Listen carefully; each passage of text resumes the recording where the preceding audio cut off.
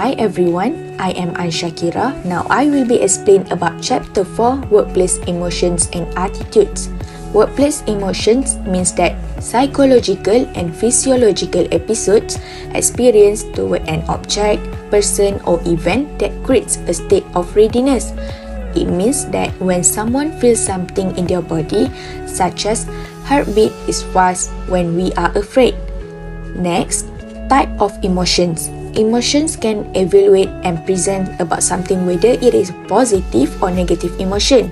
It also can generate a level of energy or motivational and produce alertness to force an individual to act directly. Emotion also can lead someone to feel stress. Counterproductive behavior is something that negative in organizational behavior that will lead to unsuccessful organization. Next, workplace attitude. It means a cluster of belief, excessive feeling and behavioral intentions toward a person, object or event, and it will lead to set a belief and intention to behave. Attitudes are judgment, whereas emotion are experience and it involves logical reasoning. Attitude involves three components, which are belief, thinking process to evaluate the situation and establish a set of belief. It means that what an individual believes to be true. Next, feelings. It represents the positive or negative emotions that involve with a feeling. And behavioral intention, action to act in particular way. It means that an individual represents the motivation to engage in a particular behavior with respect to the attitude's object. For instance, an individual intention and action does not synchronize. Next, the rational attitudes model. It perceived environment influence our belief about an attitude's object. Expectancy value model means that it will calculate feelings from our belief. Feeling influence behavioral intention. Behavioral intention can predict an individual behavior. For instance, people may portray a different behavioral intention. Cognitive dissonance. Physiological tension means that people perceive an inconsistency between belief, feelings and behavior. It can create uncomfortable tension and tend to reduce people's belief, feelings and behavior. Commonly, inconsistency lead people to change belief and feelings. Job satisfaction is when individual evaluation regarding his or her job field. It is a collection and attitude about specific facets of the job such as job content, supervisor, pay and benefit, and working conditions. EVLN is a response to dissatisfaction. First, exit, leaving the situation due to the unfair or conflict due to the management decision. For example, the employee will quit or transfer. Next, boss. We are changing the situation by recommends ways to solve problems such as complaining in order to oppose the decision. Third, loyalty. We patiently waiting for the situation in order to improve in silence for the problems to work itself or solved by others. But at the downturns, and people might feel suffered in silence because problem cannot solve by itself if they still choose to be silent. Next, neglect. Happen when people reducing their work effort and paying less attention to quality. For example, employees might increase absenteeism or lateness. So that's all from me. Hi, I'm Mazriena. Now I will continue to explain job satisfaction and performance. Improving job satisfaction leads to better achievement. Human satisfaction directly relates to performance and organizational performance. It also results in excellent work. While job performance influences satisfaction when it is awarded, attitude is typically shown to become quite a poor indicator of true behavior, and the impacts of low job satisfaction and motivation are very low morale among employees, which will surely cause a fall in productivity. As you can see, this model proposes that job satisfaction has a positive effect on customer service and flows to shareholder financial returns. Next are emotions, attitudes and behavior. First, emotions are built through a series of emotional situations which therefore influence behaviors, and when deciding how we feel about something, we listen to our emotions. The facial expressions such as a smile, laugh, scowl and others represent the behavioral response component of the emotional reaction. The third is the potential for conflict between cognitive and emotional processes involving the environment, belief, feelings, and intention as well as behavioral actions. Effective commitment is the employee's emotional connection to, identity with, and participation in the company. Continuous commitment is the idea that sticking with the organization benefits your own interests. Next, this slide shows you the consequences of organizational commitment and the consequences of continuous commitment. There are three types of consequences of organizational commitment, which are significant competitive advantage, improved customer satisfaction, higher work motivation, and organizational citizenship.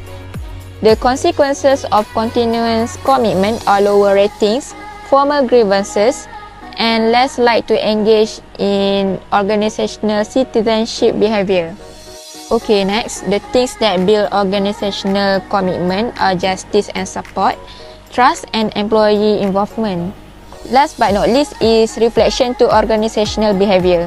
Human behavior within businesses may be predicted and managed.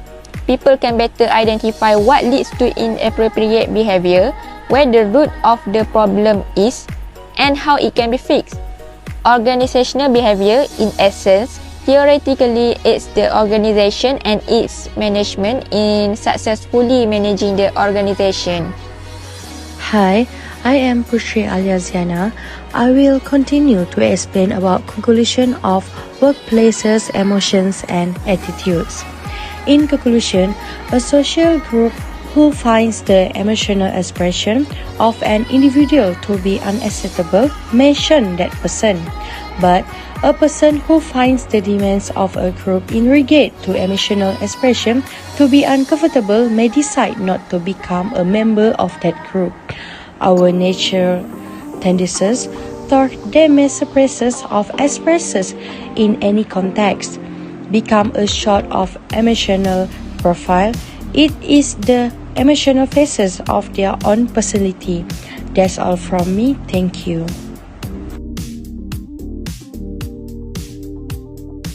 Assalamualaikum warahmatullahi wabarakatuh.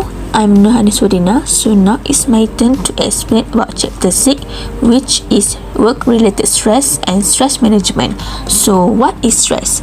According to Zamhury, stress can be defined as it is psychological and physical state that results when the resources of individual are not sufficient to cope with the demands and pressure of situation. There are several causes of stress. Some of them are sexual harassment, task control stressor, and additional work stressor. Now I will explain one by one about causes of stress. First is sexual harassment. Sexual harassment is when someone promises you a promotion in exchange for sexual favors. Secondly is work violence and bullying. It is an action such as humiliating and insulting someone. It is also can affect to the person, which is it will give them trauma. Third is role-related stressor. There are three roles in these causes. First is role conflict. It is when the employees itself feel difficult to complete their tasks in their life. Second role is role ambiguity. Employees will become stressed if they need to do the work even though it is not in their scope. Third is work overload. Employees will stress if they need to work overtime than it should be. If all this happen, the employees indirectly will experience stress. Fourth is task control stressor. That is certain situation that employees will experience stress if they cannot control. The situation is when the employees need to speed the work and time to complete all the work. Next causes is stressor in the forest industry. It is more to the insecurity of job. As experienced by Ken Willie, he feels stressed because of he need to work in danger in logging sector. Additional work stress also is one of the causes of stress. It is happen when the surrounding of workplace is uncomfortable, which are noisy and the disturb of lighting. And then non-work stressor. There are three factors in these causes. First is time-based conflict. Usually happens when employees have inflexible and tight schedules. Second is strain-based conflict. It is more to the financial problem. Last one in these causes is role behavior conflict. This matter involve a person's relationship either with an employee's family member or friends at work. The last causes of stress is stress and occupation. It has 3 levels and also with example in this part. For level 1, which is low stress occupation such as accountant. Next is medium stress occupation such as school principal, and last but not least is level 3, which is high stress occupation such as police officer. Hi, I am Adliena and I will continue to explain about individual differences in stress.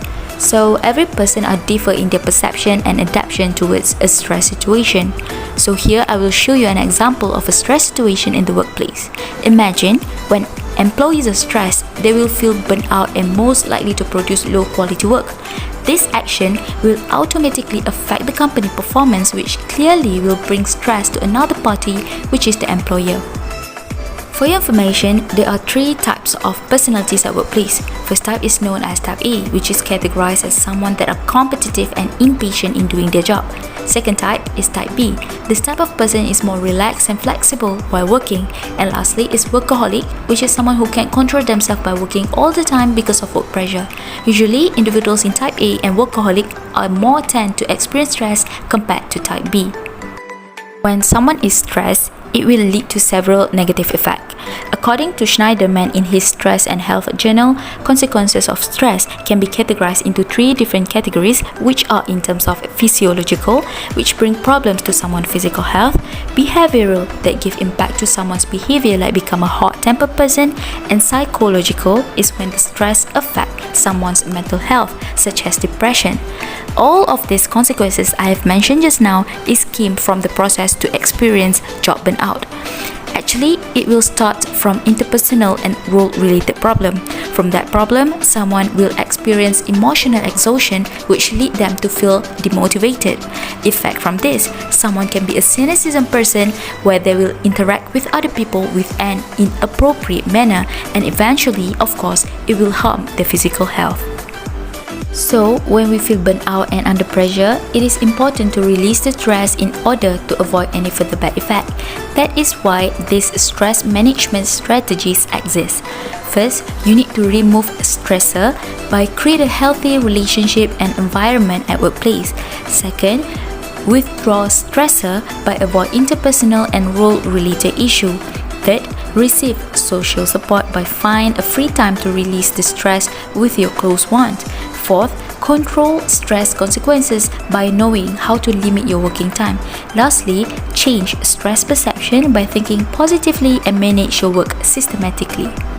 As the reflection on organizational behavior regarding this chapter, we can summarize that learning organizational behavior is important as it will educate people on stress, which they will be informed from the causes of stress, the effect, and also how to deal with it.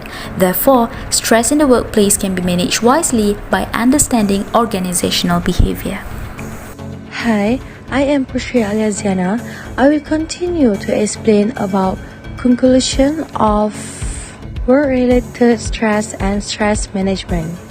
In conclusion, we can reduce our stress levels by using relaxation practices that cause our bodies to relax.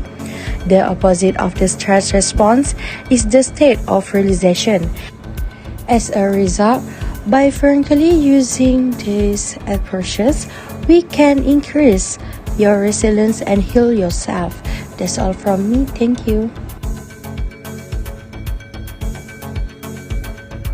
Assalamualaikum and hi everyone. I'm Farhah. So today I would like to present about the communication. first, what is a communications? So in this slide, we use a definition from Williams Coin, but in simple definitions, we can say that communication is information transmitted directly and understood between two or more individuals. And how to communicate effectively. So the first one, the information conveyed is easily to understood by the recipient. And the second one, we can apply verbal and non-verbal communications when interacting with someone. Next, we move to the functions of communication. The first one is coordinate work activities, which is all the tasks given will be more clearly understood. The second one is employee well-being, which is able to avoid confusions because everything that is communicated is clearly, and of course, there will be no misunderstanding problem. And the lastly is a decision making. Although some decisions are difficult to make, but they can be made with the help of organizational members. Right now, let's see the communication process. There are 5 processes. The first one is sender, which is the person that is delivering a message to a recipient. The second process is encoding. The idea must be encoded into words, symbols, or can be in non-verbal methods. The third process is message, which is refer to the information that the sender is relaying to the receiver. And for the decoding process, this is interpretations of message. And the lastly is a receiver, which is the person who is getting the message.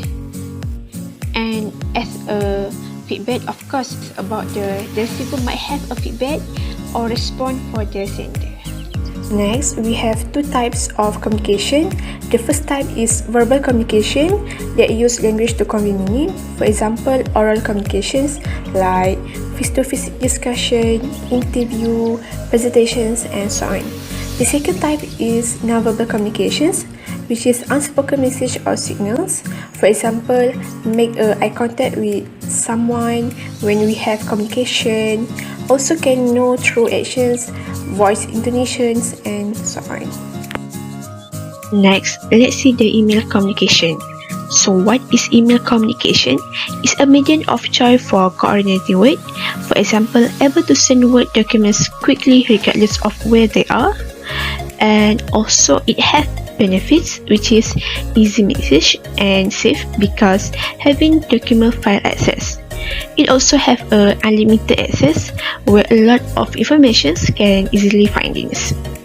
So for the disadvantages, it has 2, which is the first one is reducing a two-way communications, which is a lack of diplomacy as they more focus on screen and ignore the people around them. And the second disadvantages is need to have a good internet access because if the data network is not good, it will interfere with the process of sending and receiving email. Last but not least is emotional contingence. So what is emotional contingence? This is an automatic process of sharing other person's emotions by mimicking their facial expressions and other nonverbal behavior. So sometimes we have feel sad, happy, angry, and so on. So there are 3 purpose in emotional contingence, which is the first one is provide continuous feedback to the speaker. The second one is improve emotional understanding of other people's experience. And then lastly is a conveying collective sentiments by sharing their experience. That's all from me. Next, we move to the Irdina. Hello, my name is Irdina Azreensya Binti Izuari, so I will continue my part which is about the communication barriers. There are 4 communication barriers, namely perception, language, filtering, and information overload. For the first one is perception. It's about mental block that we create because of the perception that we have of certain people, situation, or event around us. The second is language. Firstly, it's about ambiguity, which means uncertainty words that sound the same but have different meaning may express an entirely different perspective. The next is jargons, a term used by professionals to simplify a particular concept. It can enhance communication, but at times it can act as the biggest barrier to communication. The third is filtering. It is also known as selective attention meaning, which means we only choose the message that favorable and nice to hear on us. We do not listen to the whole story. As communication barriers is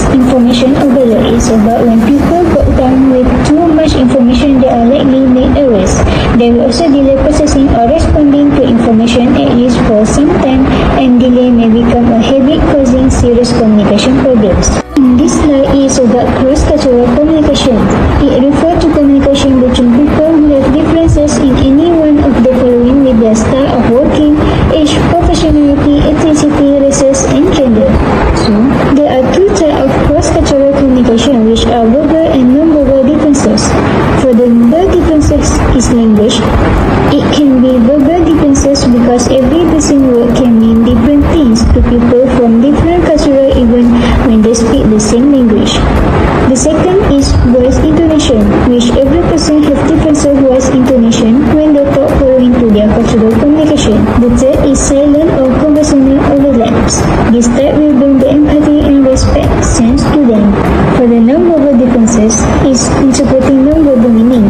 Body language and the gesture that we show to the people do not guarantee that the meaning we convey to someone is same with what they think.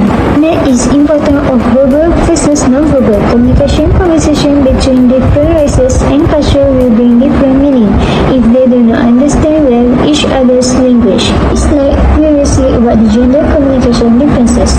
Basically, men engage in report talk, which means a style focused on exchanging information with the little emotional, while the woman engage in report talk, which means a communication style meant to promote social affiliation and emotional connections. The next is the man will give advice directly or straight to the point, while the woman will give advice indirectly or reluctantly.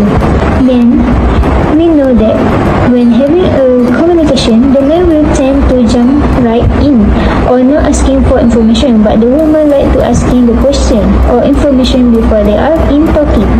Lastly, the men usually do not understand the non-verbal cues, such as the emotion and so on, but the woman is likely to understand about it.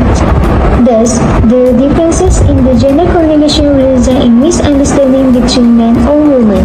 In the slide about the improving interpersonal communication, as you can see, there are two cycles. First cycle is about the sender, while in the middle is for the receiver. For the first cycle, is about how to get your message across when you prepare for the sender. Firstly, you must be emphasized, meaning that you must understand.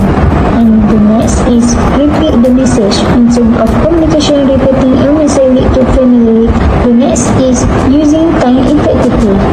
Time is an integral part of communication. On time is valued to one's opinion. Last but not least is be descriptive. It means that putting an information in detail so that the receiver can successfully evaluate the message without having any misunderstanding.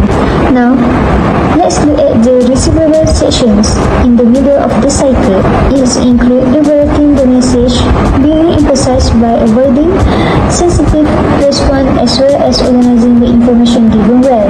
The next is active listening, also involves responding message to the sender. You may show some interest by asking questions. Lastly, your sensing, which means to postpone your evaluation, avoid giving any interruption and keep on maintaining interest. Grapevine communication is a type of communication that forms mostly from unintentional social interactions. This means that the information being conveyed may not necessarily be the primary intention of the initial conversation or message. It transmits information rapidly in all directions. The information that has shared only for whose same homogeneous group transmits some degree of truth, saying the information presented is from one person to another person by follow cluster chains. From the communication through grapevine, we know that it is one of the culture in all companies, so that it can strengthen corporate culture. Then it can relieve the anxiety because the information is in the form cluster chain. Hi, I am Puteri Alia Ziana. I will continue to explain about conclusion of communication. In conclusion, communication is the greatest importance because it is a tool that aids us to connect with people. In this topic, we learn that the communication has its function, communication channel, communication barriers, how to improve interpersonal communication and organizational grapevine. Thus, all this needs the correct guidance and self-analysis as well, so that the communication will be effectively. That's all from me. Thank you.